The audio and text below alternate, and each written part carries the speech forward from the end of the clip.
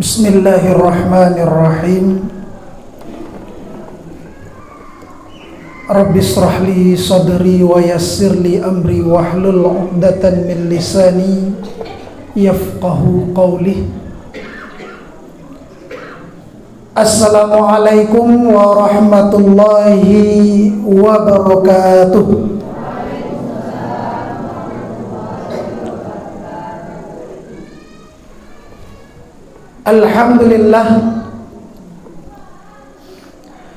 Alhamdulillahilladzi kana bi'ibadihi khabiran basira. Tabarakallazi ja'ala fis samai burujan wa ja'ala fiha sirajan wa qamaran munira. Asyhadu an la ilaha illallah wa asyhadu anna Muhammadar Rasulullah alladzi ba'atsahu bil haqq basyiran wa nadhira wa da'iyan ilal haqq bi iznihi wa sirajan munira. Allahumma shalli alaihi wa ala alihi wa sahbihi wa sallim tasliman katsira. Amma ba'du, fa ya ibadallah fasma'u qala Allah ta'ala fil Qur'anil Karim. Na'udzu billahi minasy syaithanir rajim. Bismillahirrahmanirrahim. Qul a'udzu birabbil falaq min syarri ma khalaq wa min syarri ghasiqin idza waqab wa min syarri naffatsati fil 'uqad wa min syarri hasidin idza hasad. Shadaqallahul azim. Yang kami muliakan angku-angku, nenek mama, alim ulama, pemuka masyarakat,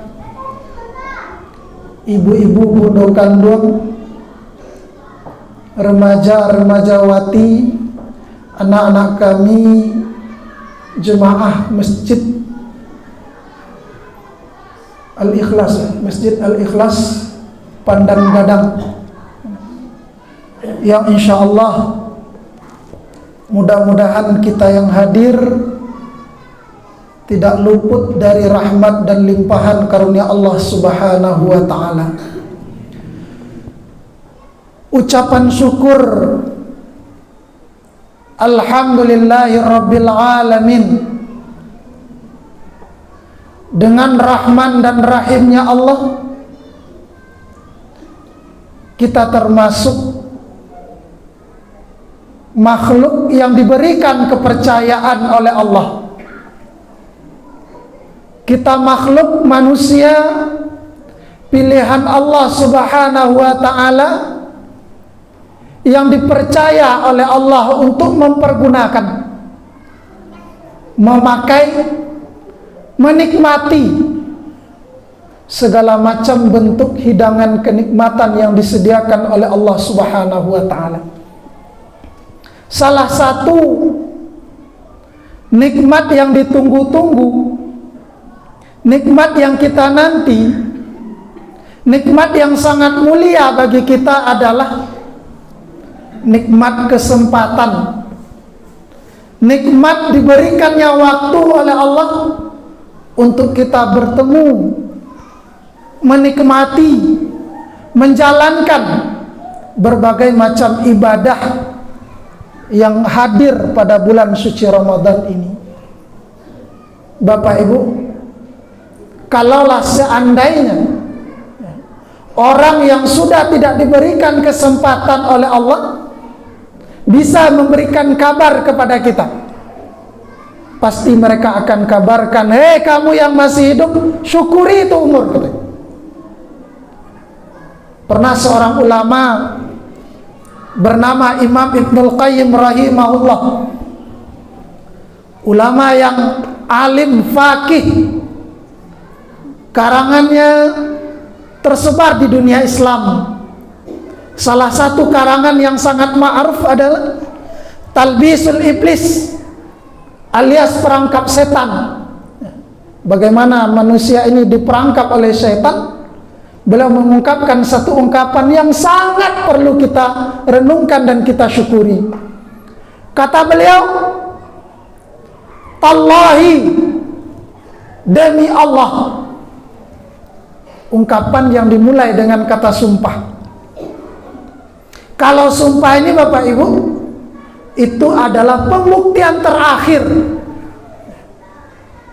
cara terakhir untuk membuktikan. Kalau seandainya saya dituduh misalnya, apapun bukti yang saya keluarkan tidak dipercaya, saksi yang disampaikan tidak dipercaya, maka dalam Islam salah satu bukti terakhir yang harus diungkapkan adalah dengan cara bersumpah. Kalau seandainya saya benar, maka lawan saya bicara akan menanggung akibat dari sumpah itu dari Allah Subhanahu wa ta'ala. Tapi kalau seandainya yang saya lakukan itu bohong, maka saya lah yang akan menanggung sumpah itu. Makanya sumpahlah dengan wallahi, dengan nama Allah. Umar bin Khattab pernah mengatakan bahwa manusia tidak dibolehkan bersumpah, bahkan jatuh kepada syirik, kalau seandainya dia bersumpah atas selain nama Allah. Jadi kalau aku Bapak Ibu boleh bersumpah dengan ucapan wallahi, demi Allah. Kita bersumpah atas nama Allah, sehingga nanti siapa yang benar dia akan selamat dari sumpah. Tapi siapa yang melanggar sumpahnya, dialah akan menanggung akibat dari sumpah itu daripada Allah Subhanahu wa ta'ala. Imam Ibnul Qayyim mengatakan, wallahi, demi Allah, lau qila li ahlil kubur, kalau seandainya kita yang masih hidup ini diberikan kemampuan oleh Allah, diberikan ilmu oleh Allah, diberikan kepandaian oleh Allah. Apa kepandaiannya, Bu? Diberikan kepandaian bertanya kepada mereka yang sudah mati, yang sudah dikubur. Seandainya diberikan kemampuan oleh Allah, tanyakan satu pertanyaan, tanyakan satu persoalan kepada mereka yang sudah dikubur. Apa pertanyaannya? Tamannau akan daati, kau orang lama bahasa awaknya akan daati. Kalau bahasa Indonesianya, apa angan-anganmu sekarang ketika kamu sudah masuk kubur ini? Apa kan daati kini ko kalikola masuk kubur apa? Apakah sama kanda orang hidup itu kanda orang mati? Ternyata jauh beda Bapak Ibu, sangat jauh beda. Orang mati yang sudah dikubur, mereka akan berkata, la tamannau yauman min syahri Ramadan. Kanda orang mati itu Bapak Ibu, mereka akan meminta, mereka akan memohon cukup diberikan satu hari saja oleh Allah. Kalau dia kesempatan hidup, cukup hidup sehari saja di bulan suci Ramadan, sehari saja. Itu kanda orang yang telah mati kalau seandainya mereka diberikan kesempatan untuk hidup. Senada dengan firman Allah, hatta iza jaa ahadahumul maut, kalau seandainya datang kematian kepada salah seorang kamu yang hidup ini, kalau mereka mati, kata Allah, qala rabbirji'uni, ya Allah hidupkan kami, hidupkan kami, la'alli a'malu salihan fima taraktu, niscaya kami akan mengerjakan amal soleh yang ketika hidup kami tinggalkan. Ramadan kalau kami tidak puasa, kami hidup balik, kami puasa ya Allah. Ramadan kalau kami hidup balik ya Allah, kami akan qiyam Ramadan, kami akan salat tarawih, kami akan salat witir kalau sudah mati. Ini syukur kita Bapak Ibu, alhamdulillahirabbil alamin. Ada yang sausiawa inyulah mati, kita alhamdulillah masih hidup. Bisa jadi Allah menguji kita tahun kini. Kalau seandainya Ramadan kemarin ibadah kita sepele, ibadah kita main-main, ibadah kita tidak sempurna, Ramadan belum pergi, kita sudah meninggalkan Ramadan. Allah berikan kesempatan kita sekarang. Apakah manusia ini masih seperti itu? Kalau seandainya Ramadan kemarin bagus, Ramadan menangis ketika ditinggalkan oleh Ramadan, apakah Ramadan ini akan lebih baik daripada Ramadan kemarin? Allah uji kita yang masih hidup sekarang. Jadi kesempatan ini Bapak Ibu nikmat yang luar biasa bagi kita, yang mudah-mudahan kita syukuri, kita isi umur ini, kita isi kesempatan ini dengan banyak amal ibadah, apalagi bulan suci Ramadan. Dari bangun tidur sampai tidur, bahkan bangun lagi, itu tak lepas dari amal ibadah yang bisa kita lakukan. Mudah-mudahan kesempatan ini tidak kita sia-siakan, mudah-mudahan kesempatan ini tidak kita main-mainkan, sehingga Ramadan ini benar-benar membentuk kita menjadi orang-orang yang bertakwa di sisi Allah Subhanahu wa taala. Amin ya rabbal alamin. Salat berangkaikan salam buat Rasulullah sallallahu alaihi wasallam. Allahumma shalli ala Muhammad wa ala ali Muhammad. Bapak Ibu jemaah rahimakumullah, pertama ambo ucapkan terima kasih atas undangan yang diberikan oleh pengurus.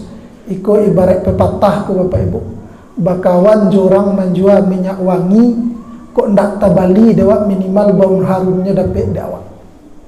Kalau bakawan wak jo tukang pandai besi, kok indak kata bakawan minimal bau basinya dapat dewa. Mau kasihnya.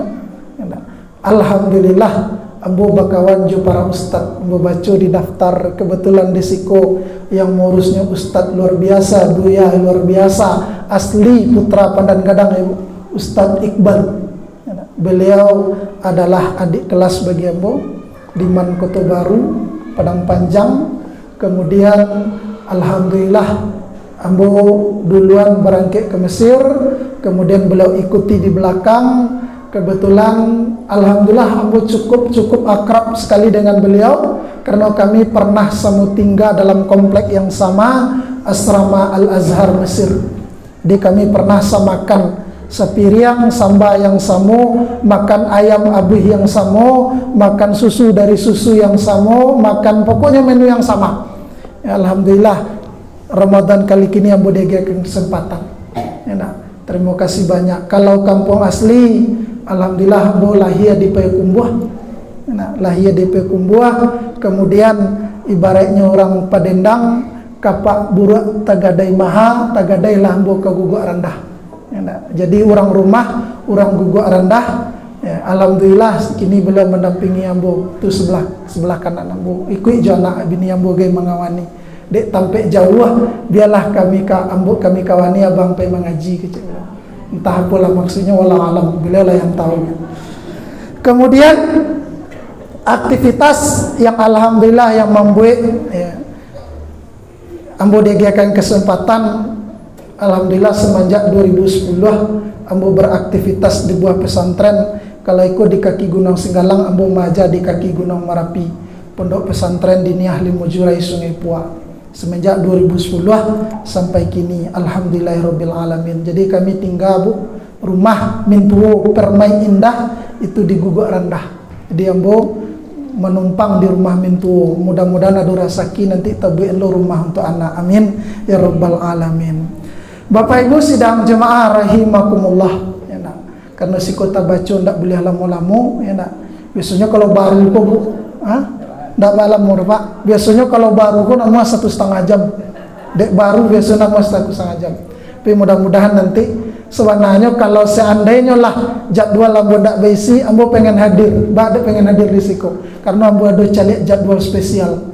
Jadwal spesial di siko menyediakan salat tarawih setengah juz.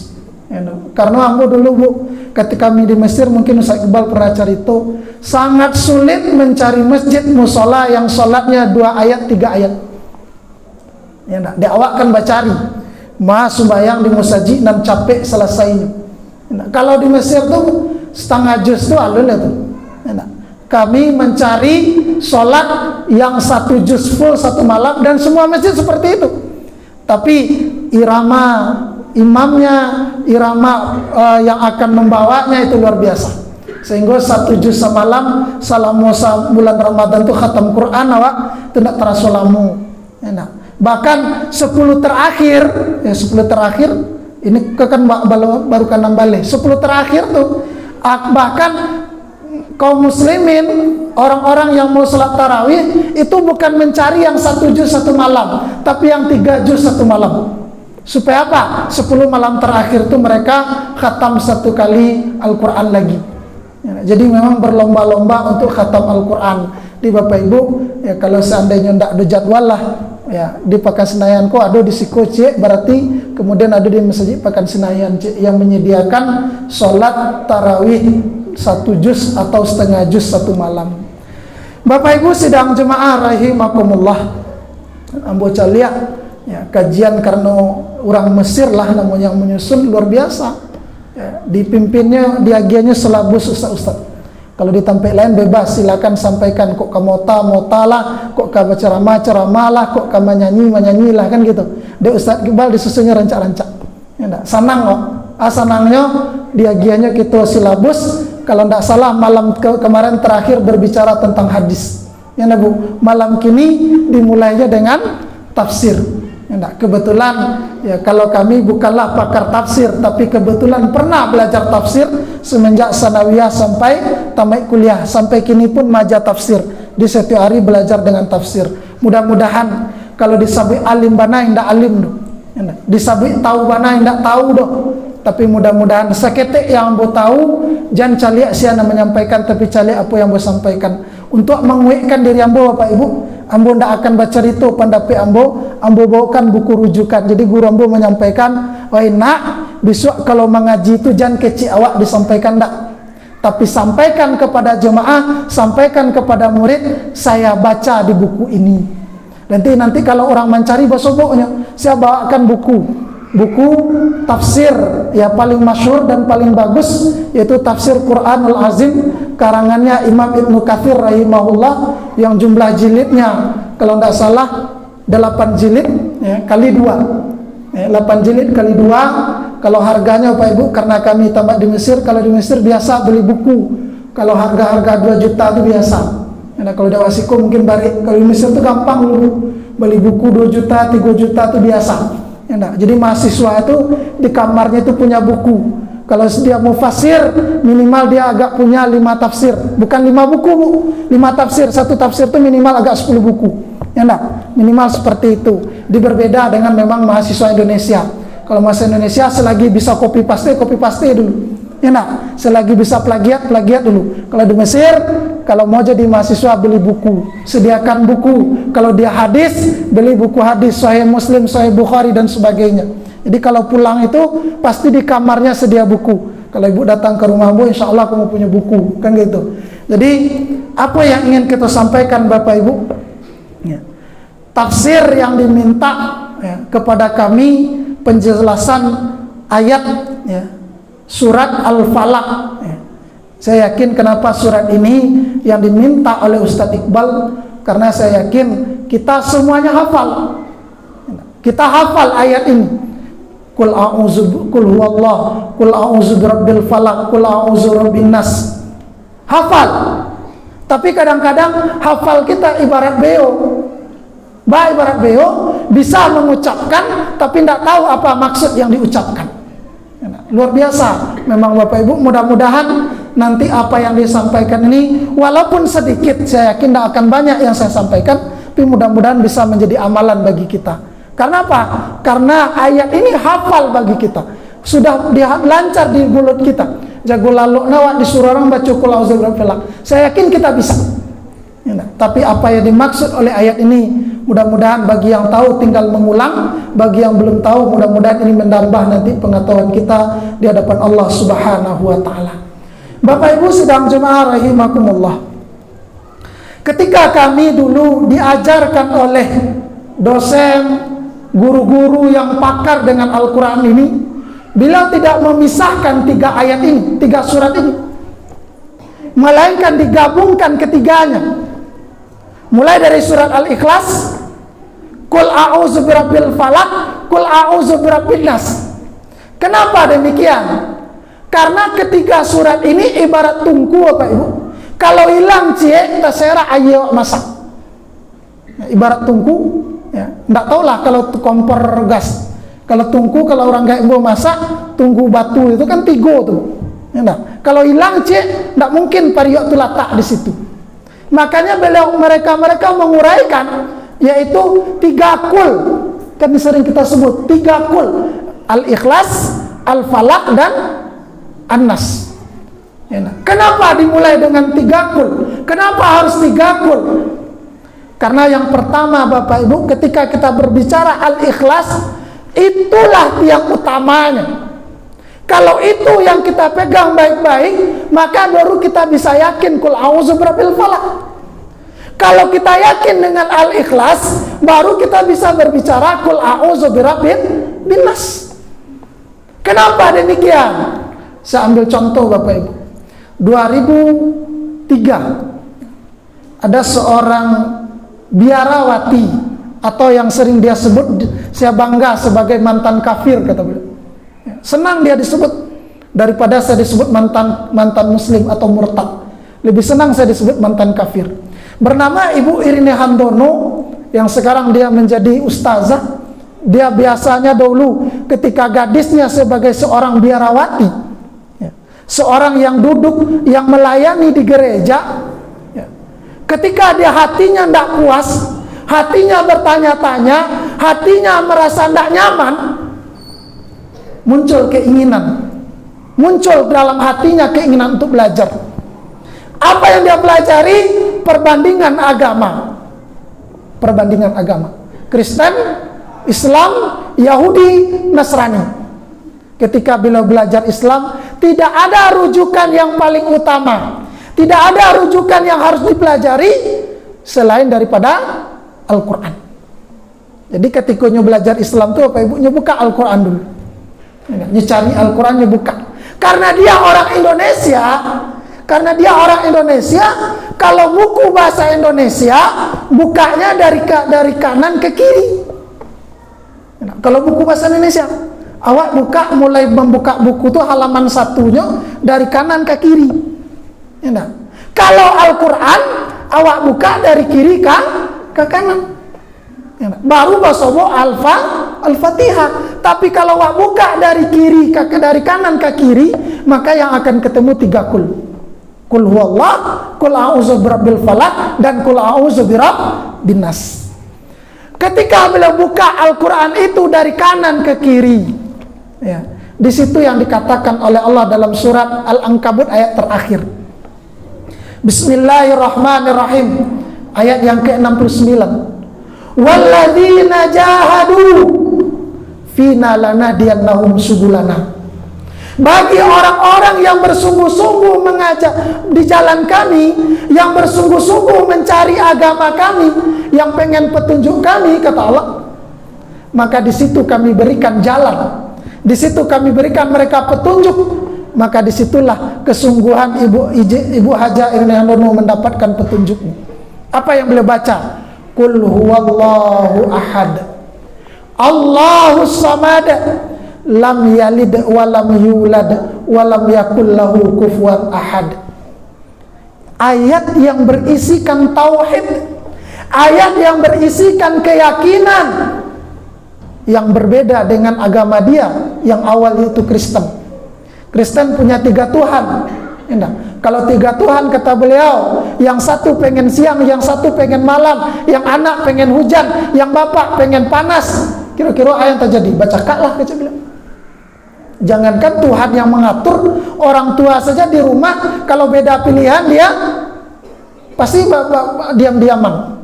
Yang apa ndak pengen beli kue itu. Yang ibu dek karayo pengen beli kue. Agak apa ndak usah lah beli kue batu. Orang anak kan nyambung sekolah aku jam banyak lele. Dek pak besok tamu tibu jual lagi. Lama perdebatannya. Apalagi kalau seandainya Tuhan sebagai penguasa yang berdebat, kata beliau.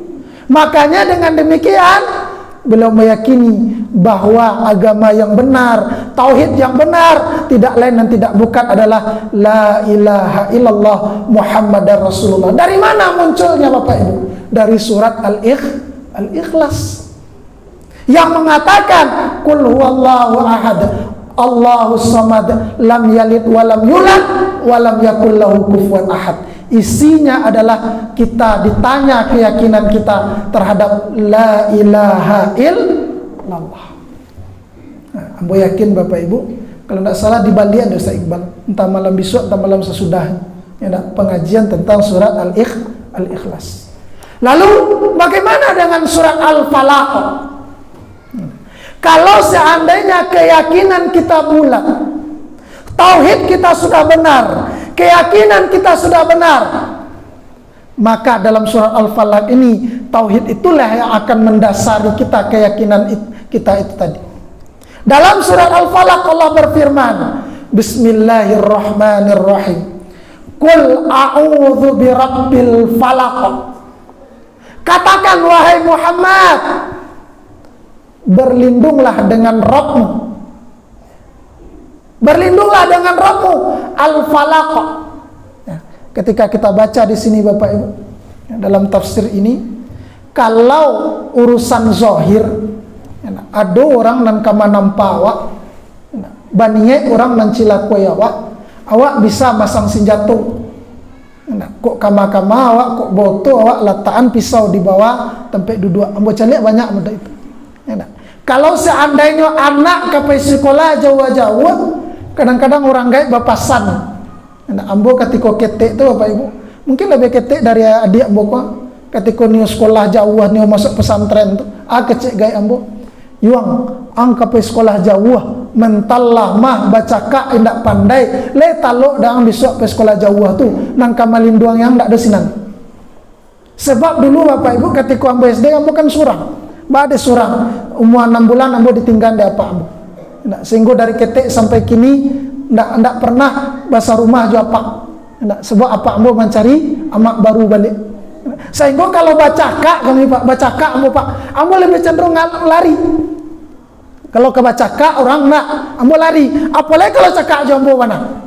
Kalau ada yang baniye cakak jombo kita lebih baik ambo mengalah. Digalak orang ang banci ang panaku kita saralah. Pokoknya ambo ndak mau satu. Kalau jo urusan manusia, awak bisa lari, awak bisa menghindarkan diri. Kalau seandainya punya abang, lapor ke abang nego. Bang, ambo ke dicakai di orang tua, sehingga ditampai di abang awak. Oh, seandainya punya apa awak ajak apa awak. Pak, ambo ditampai di ada di sianu kuah. Datanglah paknya gagi-gagi. Itu kalau seandainya berbicara urusan dengan manusia.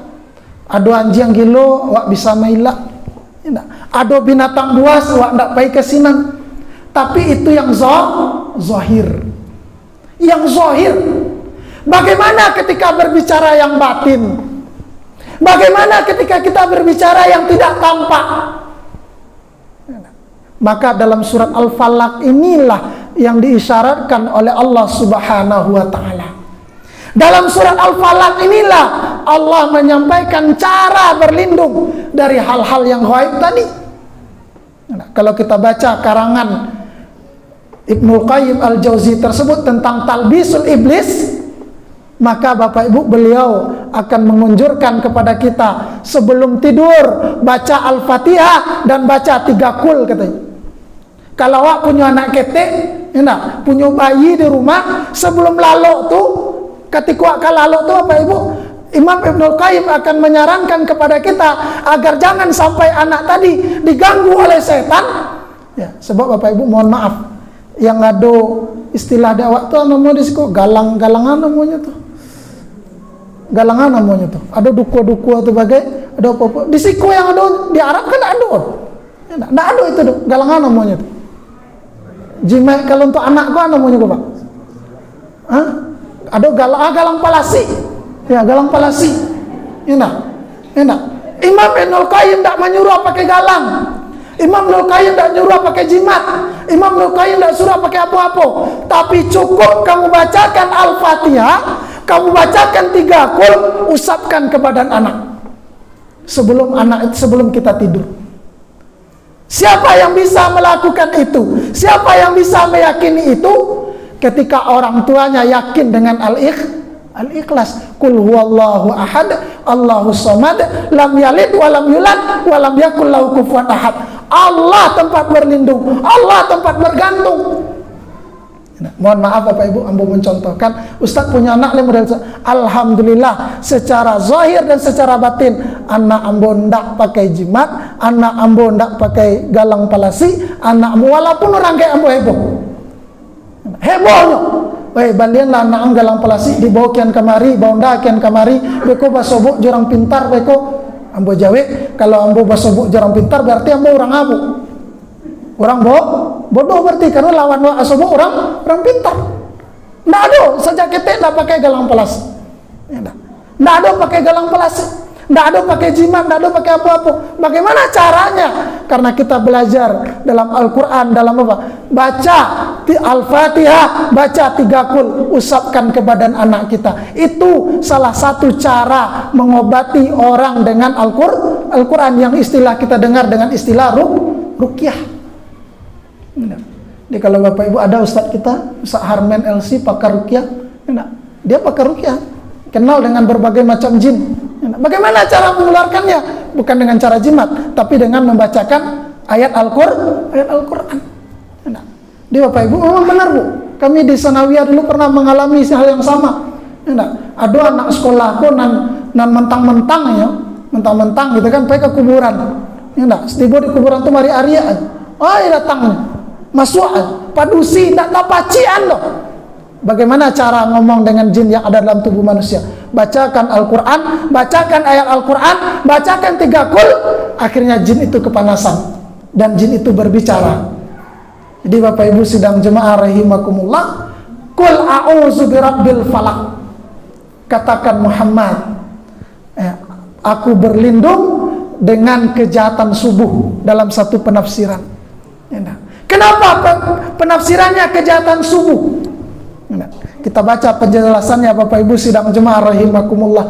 Ada yang menafsirkan kejahatan subuh, ada yang menafsirkan sebuah tempat di lembah neraka jahanam yang panasnya luar biasa.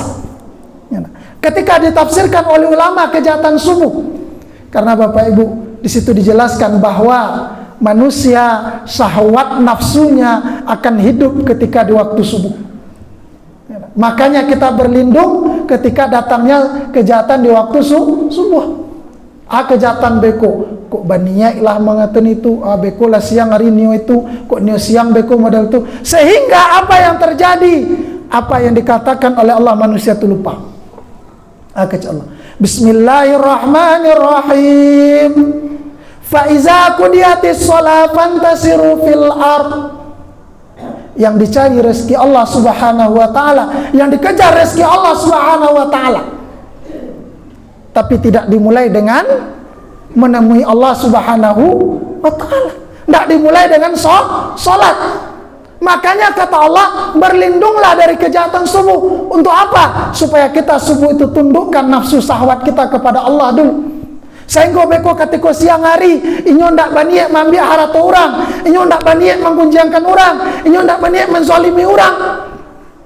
Makanya kita disuruh qul a'udzu birabbil falaq, berlindunglah kepada kejahatan subuh. Min syarri ma khalaq, dari segala macam kejahatan makhluk. Baik itu makhluk yang berbentuk manusia, baik itu yang berbentuk makhluk yang bernama jin ataupun makhluk lain. Kepada siapa kita disuruh berlindung Bapak Ibu? Qul a'udzu birabbil falaq. Berlindunglah kepada Allah Subhanahu wa taala. Wa min syarri wa min syarri ghasiqin idza waqab. Dari kejahatan apabila matahari sudah tergelincir atau apabila bulan sudah datang, kejahatan malam. Wak kena tahu dong. Pulang wak beko entah donta yang maniaya wak di jalan. Bagaimana kita berlindung? Kita serahkan diri kita kepada Allah Subhanahu wa taala. Wa min syarrin nafasati fil uqad. dari hembusan-hembusan si tukang dukun, si tukang tenun pada buhul-buhul yang mereka tiup-tiupkan. Jadi kata Allah, Bapak Ibu, tukang tenun, dukun, mereka meniup-niupkan itu di buhul-buhul benang 7 ragam dan sebagainya yang mereka tiup-tiupkan untuk seseorang, untuk sianu, untuk maike sianu, untuk mamapun sianu dan sebagainya.